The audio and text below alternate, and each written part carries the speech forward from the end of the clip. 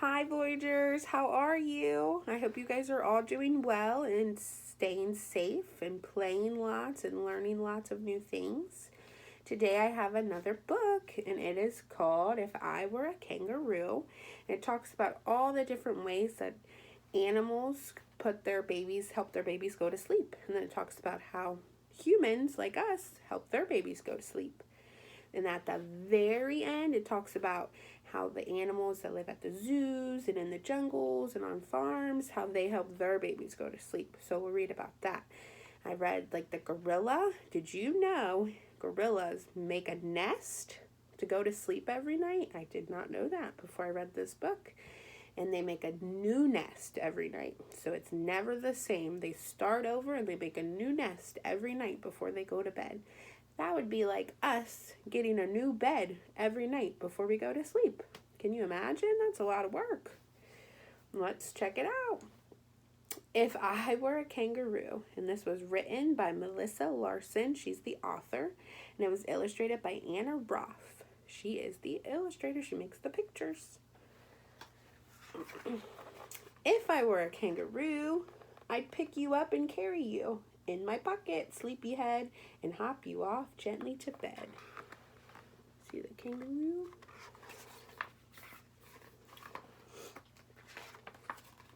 If I were a giant whale, I'd sing you songs, slow epic tales. Fin to fin, down in the deep, we'd drift together into sleep.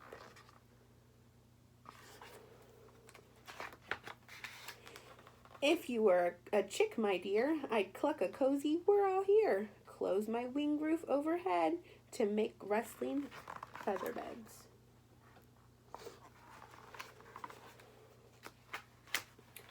Squirrels cuddle in a heap, swaying in their nest asleep. If we slept in the nest up high, the wind would sing our lullaby. They look nice and cozy. Nope, I have to turn our page. If you were a small giraffe, my little spotted knob-kneed calf, we'd nap together standing tall, rarely lying down at all. So these giraffes sleep standing up. That's interesting. Oh, my book's upside down. Oh, but now I have to turn. Look at our bats. Our bats are upside down. Feet above, head down below. Bats sleep upside down, you know. If we were bats at the end of the day, we'd just be waking up to play. So they sleep all day and then they play all night. They have the opposite sleep schedule as us. We sleep at night and then we play all day. If I were a mommy spider, you would be a spider rider. Resting with your sisters, brothers, legs next to each other. Look at all those spiders on her back. She has lots of babies.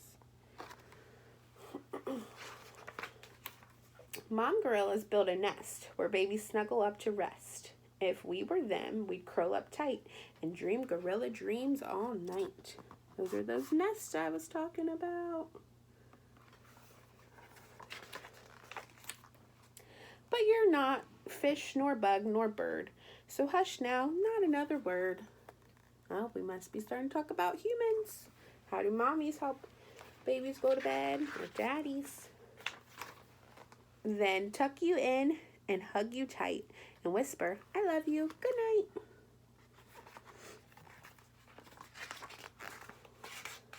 night. So here's some stuff about the animals in our book. So it says, every night, Mama Gorilla builds a brand new nest for herself and her babies to share. The nest might be in a tree or on the ground. The gorilla bends branches off the trees and bushes and weaves them into a nest shape like a big bowl. This gives a whole new meaning to make your bed. So she has to make their bed every night before they go to bed, before they go to sleep. It says, though spiders don't sleep in quite the same way as humans, they do have alternating periods of rest and activity. And spiders like to live in cold. They like to live in cold places. I didn't know that. Let's see, bats. Bats sleep during the day, which is different from how most people sleep, and they sleep hanging upside down, which is definitely different from people. A baby bat sleeps in a nursery colony with other bat moms and babies. The baby can hang from his mom's furry tummy. So maybe he doesn't know how to hang by himself, so he's hanging from his mom's tummy. And these are sea otters. Let's see. Sea otters sleep floating on their backs in the water. That's interesting. Let's see our next page. Giraffes. Giraffes don't sleep much. Grown-up giraffes sleep less than 2 hours a day, mostly in 5-minute naps. So they just take short naps all day. They don't ever take a long rest. Let's see, baby chicks. They have a cozy tent always waiting for them. Their moms have wide wings to snuggle under. At night, chicks climb back into the nest where their mom spreads her wings all over her babies, keeping them warm and dry. Baby chicks. We'll read about one more. How about, did we not? We read about the girls. We'll do the kangaroo. When a baby kangaroo is born, he's only as big as a little bean. Did you know that? And he looks like a pink grub. He's bald. He can't see. Only his front legs are developed, but he uses those little front legs to help climb up his mama's belly. That's interesting. I guess we'll do the squirrel and the whale too. So the squirrels, they carry a built-in blanket in their tails. So they wrap their tails around their bodies when they fall asleep. It's like tucking themselves in. So it's like their own little blanket. With whales, it says for the first few weeks of a baby whale's life, they don't have enough blubber to float, so they stop moving. So they nap while they swim. So they'll be swimming, but sometimes they'll be sleeping. I didn't know that. That's interesting.